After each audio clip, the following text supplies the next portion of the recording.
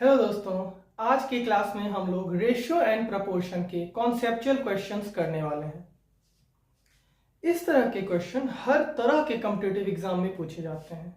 दोस्तों, जिस कॉन्सेप्ट का यूज करके मैं इन क्वेश्चंस को एक्सप्लेन करने वाला हूं, वो कॉन्सेप्ट आपको यूट्यूब पे कहीं नहीं मिलेगा।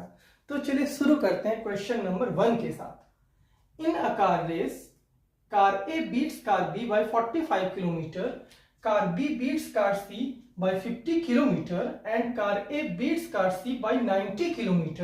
The distance in kilometer over the which race has been conducted is. Let's say the length of race is L kilometre. हमने मान लिया गाइस कि जो लेंथ है रेस की, the length of race is L kilometre. ठीक है, और यही हमें फाइंड आउट करना है। ठीक है, तो चलिए हमने क्वेश्चन को रीड कर लिया, अब क्वेश्चन को डिकोड करते हैं। तीन बंदे हैं guys A B C, let's say तीन बंदे हैं ए बी सी जो कि कार रेस कर रहे हैं। ठीक है, car A beats car B by 45 kilometre. That means जब ए अपनी फिनिशिंग लाइन पे पहुंचेगा, फिनिशिंग लाइन में क्या मानिए गाइस, एल किलोमीटर। ए जब अपनी फिनिशिंग लाइन पे पहुंचेगा तो बी उससे 45 किलोमीटर पीछे रहेगा, बी उससे 45 किलोमीटर पीछे रहेगा। That means L minus 45 kilometre पे। ठीक है, थोड़ा और आगे रीड करते हैं guys. Car B beats car C by 50 kilometre. That means जब B अपनी फिनिशिंग लाइन पे पहुंचेगा, दैट मींस जब B L kilometre distance travel करेगा तो C L minus 50 kilometre travel करेगा। ठीक है, क्योंकि आप ही बोल रहे हो ना, car B beats car C by 50 kilometre. अब and car A beats car C by 90 kilometre. Car A car C को बीट करती है कितने गाइस, 90 किलोमीटर से। तो जब car A L kilometre travel करेगा तो car C L minus 90 kilometre travel करेगा, है ना। जब ये एल किलोमीटर ए तो सी एल माइनस 90 किलोमीटर। क्यों? क्योंकि ए सी को 90 किलोमीटर से बीट कर रहा है। आई होप ये दोनों सिचुएशन आपको क्लियर होंगी ना। अब यहीं पे इंपॉर्टेंट है गाइस, यहीं पे जिस कॉन्सेप्ट का मैं यूज करने वाला हूं वो YouTube पे आपको कहीं नहीं मिलेगा। ठीक है, तो ध्यान से समझिए इसको। इस सिचुएशन को गाइस मैं यहां से लिंक करूंगा। कैसे? देखिए, car B L minus 45 kilometre पर है। एल माइनस 45 से एल किलोमीटर तक आने में बी कितनी डिस्टेंस ट्रेवल करेगी, 45 किलोमीटर, है ना। अब भैया एल माइनस 45 से एल तक आने में बी कितना डिस्टेंस ट्रेवल करेगी, 45 किलोमीटर। इतने ही टाइम में जो C है वो L माइनस 90 से L माइनस 50 तक आती है। दैट मींस इतने ही टाइम में C कितने किलोमीटर डिस्टेंस ट्रेवल करेगी गाइस, 40 किलोमीटर। क्लियर है? अब आप लोग क्लियर ना हो तो ये बड़ी वैल्यू, ये छोटी वैल्यू है, इससे इसको माइनस कर दीजिए 45 आ जाएगा, इससे इसको माइनस कर दीजिए 40 किलोमीटर आएगा। ठीक, मैं फिर से एक्सप्लेन कर देता हूँ। जितने टाइम में भी L माइनस 45 से L किलोमीटर तक आता है, उतने ही टाइम में C L माइनस 90 से L माइनस 50 तक आता है। दैट मींस जब B जितने टाइम में 45 किलोमीटर डिस्टेंस ट्रेवल करती है, उतने ही टाइम में C 40 किलोमीटर डिस्टेंस ट्रेवल करती है। तो कैन आई नॉट से कि जो B और C के डिस्टेंस का रेशियो है वो है 9:8। ठीक है ना, 45/40, 45/45 से कट कर दीजिए तो 5 9 जा 45, 5 8 जा 40। That means B upon C आ गया 9/8। B और C के डिस्टेंस का रेशियो आ गया 9/8। ठीक, अब देखिए, अब तो एक ही स्टेप का क्वेश्चन बचा है। लेट्स से जब B अपनी फिनिशिंग लाइन पे पहुंचता है गाइस तो वो डिस्टेंस होती है 9x किलोमीटर। अब ध्यान से समझिएगा, जो L किलोमीटर था गाइस, अब वो यहाँ पे क्या हो गया, 9x किलोमीटर। ठीक है ना, क्योंकि मैंने मान लिया कि भैया B जब 9x पे पहुंचेगा जो कि ये है, तब C कहां पे होगा, 8x पे। क्यों? क्योंकि B और C का जो रेशियो वो 9/8 है। तो जब हमने B को मान लिया 9x जो कि फिनिशिंग लाइन है B की, तो C कहां तक पहुंचेगा, 8x पे। तो यदि B 9x है गाइस तो C कितना होगा, 8x। ठीक, और B C को बीट करता है 50 किलोमीटर पे। इन दो जब ये फिनिशिंग लाइन पे पहुंचेगा गाइस तो इनके और इनके बीच के जो डिस्टेंस का गैप होगा वो 50 किलोमीटर होगा। That means 9x minus 8x बराबर 50 किलोमीटर। दैट मींस x बराबर 50 किलोमीटर। x की वैल्यू यहां पे रख दीजिए क्योंकि 9x ये तो फिनिशिंग लाइन है, तो 9 इंटू 50 बराबर 450 kilometre. That is our answer. तो ये है गाइस एक स्टेप का ये क्वेश्चन है। इसको मैंने एक्सप्लेन करने में इसलिए टाइम लिया गाइस, जिससे आप इस कॉन्सेप्ट को समझ पाओ और जब कभी भी इस तरह का क्वेश्चन आए तो आप इस कॉन्सेप्ट को यूज कर पाओ। अब देखिए आप लोग कैसे करेंगे मैं ये बता देता हूं। इसके लिए मेरे को ये इरेज करना पड़ेगा, तो इसको इरेज करते हैं। अब आप लोग कैसे करते हैं गाइस, आप लोग को कैसे बताया जाता है वो भी बता देता हूं। आप लोग को बोला जाता है ऐसा करो कि इन दोनों का जो रेशियो है वो तो चेंज नहीं होने वाला, तो L माइनस 50 पर L minus 90 L upon L minus 50, जो कि सही भी है L अपॉन L माइनस 50, क्योंकि रेशियो थोड़ी चेंज होगा, डिस्टेंस का रेशियो जो यहाँ पे वही यहाँ पर भी होगा B और C के। और फिर बोला जाता है ऐसा करो, सॉरी यहाँ पे ठीक है करेक्ट है, और फिर आप यहाँ पे सॉरी गाइस L माइनस 45 होगा, I am very sorry, L minus 45 पर L minus 90 L upon L minus 50 kilometre, L upon L minus 50। अब आप लोगों को बोला जाता है कि ऐसा करो सॉल्व कर लो, क्वाड्रेटिक आएगा, L की जो वैल्यू होगी वही आंसर होगा। कुछ लोग और इनोवेटिव तरीके से बता देते हैं कि अच्छा ऐसा करो, ये ऑप्शन दिए हुए हैं, ऑप्शन को ही यहाँ पे प्लग करो, ऑप्शन को यहाँ पे पुट करो और जो ऑप्शन सेटिस्फाई करे इस रेशियो को वो आपका आंसर होगा। ठीक है, फेयर इनफ, कोई दिक्कत नहीं है। बट ऑप्शन ही ना दे तो फॉर एग्जाम्पल कैट में क्वेश्चन आते हैं जहां पे आपको ऑप्शन तो दिया ही वही नहीं होगा, तो क्या करोगे, तो फिर जो मैंने आप लोग को ट्रिक बताई गाइस, इसको यहां से लिंक करना और फिर रेशियो निकालना और फिर उस रेशियो का यूज करके हम लोग अपने आंसर तक पहुंचते हैं। ठीक है, तो मेरी वाली ट्रिक गाइस ज्यादा बेहतर है, क्यों, क्योंकि यदि आपके पास ऑप्शन नहीं है तो भी आप उस कॉन्सेप्ट का यूज करके आप आंसर तक जा सकते हो। ठीक है, तो गाइस अब हम लोग इसी तरह का क्वेश्चन करेंगे, सेम तरह का क्वेश्चन करेंगे, बस उसमें ऑप्शन नहीं दिया होगा। तो मूव करते हैं क्वेश्चन नंबर 2 की ओर। Question 2, in a race 3 horses, the first beat the second by 11 meters and the third by 90 meters. If the second beat third by 80 meters, what was the length in meters of the race course? Let the length of race course, let the length of race course x meter. ठीक है, let the length of race course is x meters. यहां पे given है guys 3 horses, first, second, third. Let the first horse is H1, second horse is H2 and the third horse is H3. ये H है guys, H1, H2, H3. The first beat the second by 11 meter. That means जब H1 अपनी finishing line पे पहुंचेगा, that means जब x metre पे पहुंचेगा तो H2 उससे 11 मीटर पीछे रहेगा, that means x minus 11. Clear है? Now and third by 90 metre, तो जब H1 अपनी फिनिशिंग लाइन पे पहुंचेगा x मीटर पे, जो थर्ड हॉर्स है फर्स्ट हॉर्स से 90 मीटर पीछे होगा, x माइनस 90 मीटर। क्लियर है, क्योंकि ये इससे 90 मीटर पीछे है। Now if the second beat the third by 80 metres, तो सेकेंड दैट मीन जो सेकेंड हॉर्स अपनी फिनिशिंग लाइन पे पहुंचेगा तो थर्ड हॉर्स उससे 80 मीटर पीछे होगा, x माइनस 80 मीटर। नाउ अब इस सिचुएशन को इससे लिंक करते हैं गाइस। ठीक है, देखिए x माइनस 11 मीटर से x मीटर तक आने में जो H2 हॉर्स है वो कितने मीटर की डिस्टेंस ट्रेवल करेगा गाइस, 11 मीटर्स की। क्लियर है?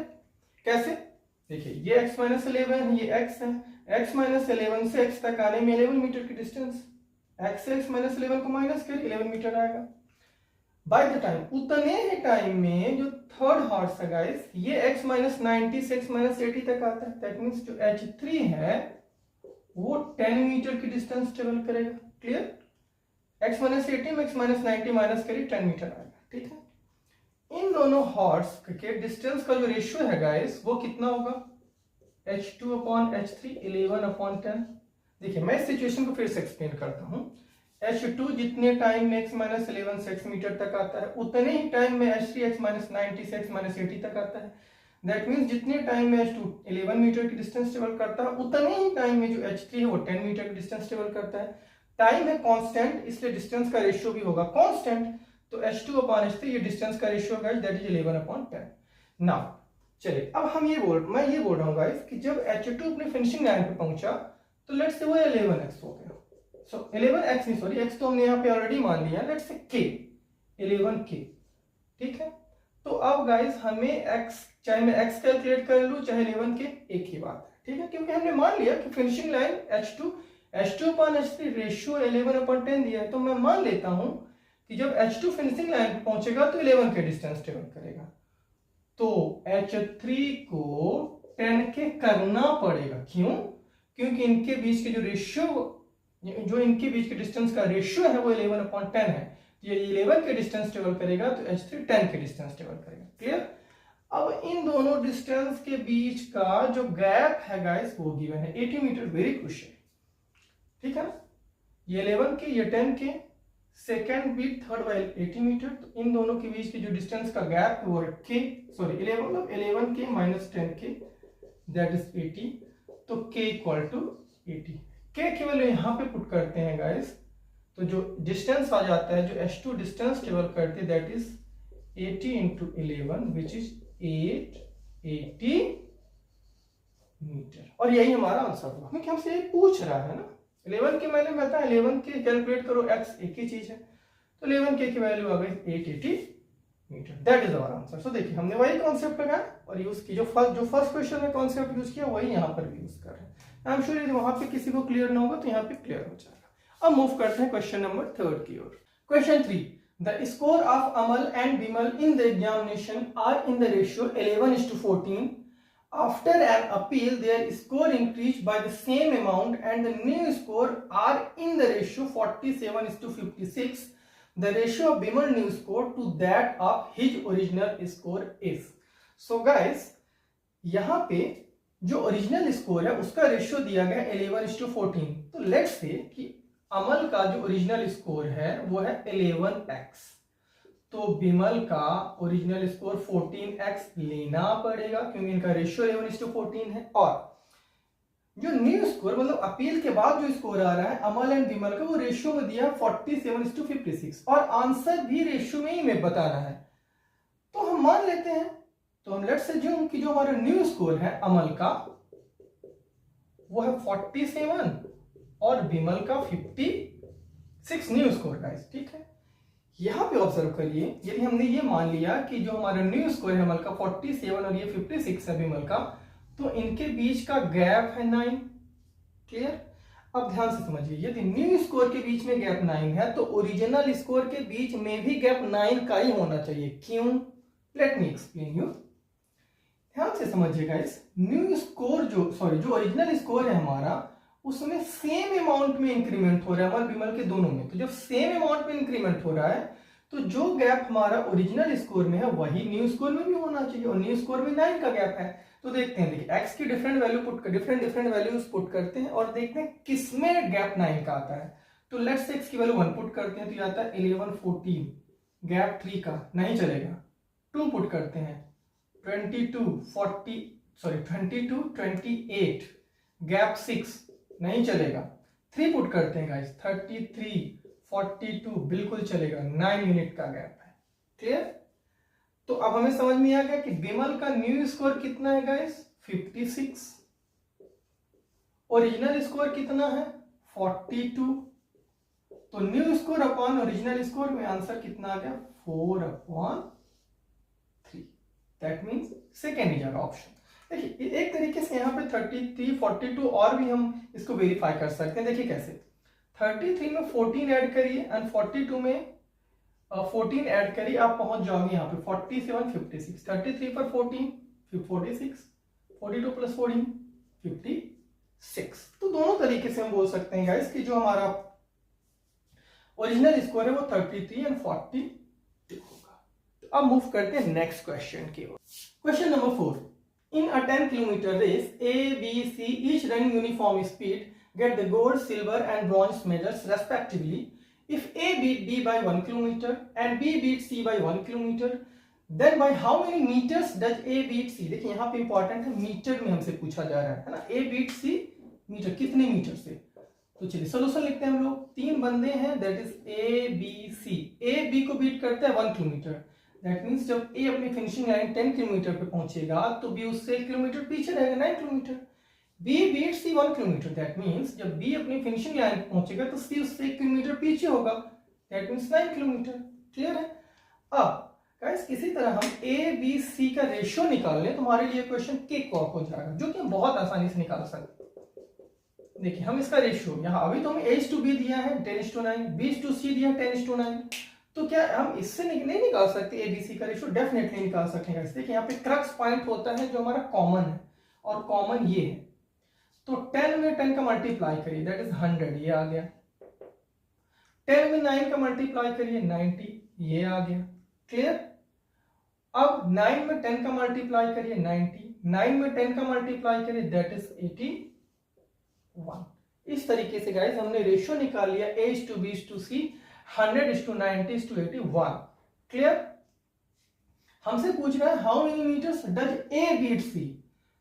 A beat C, A C को कितने मीटर में बीट करता है?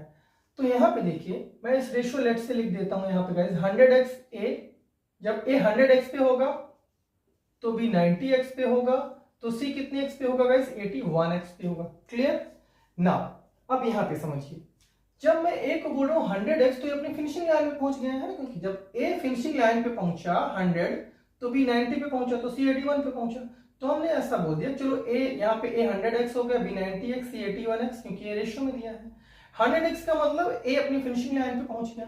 Finishing line 100x that is equal to यहाँ पे 10 किलोमीटर है। रेस तो 10 किलोमीटर की है ना, बट आंसर हमसे मीटर में पूछ रहा था, क्यों ना हम इसको मीटर में ही चेंज कर दें, 10,000 मीटर। तो get cancelled out and x equal to कितना आ गया गाइस? 100। अब यहाँ पे x की वैल्यू पुट कर दीजिए। क्लियर? तो देखिए 81 में यहाँ पे पुट करिए that is 8100 metre, that is 10,000 metre. हाँ, x में वैल्यू पुट करिए, x की वैल्यू यहाँ पुट करिए 8100 मीटर, x में 100 यहाँ पुट करिए दैट इज 10,000 मीटर। इसमें से इसको माइनस करिएगा, इस 10,000 में 8100 माइनस करिए आएगा 1900 मीटर।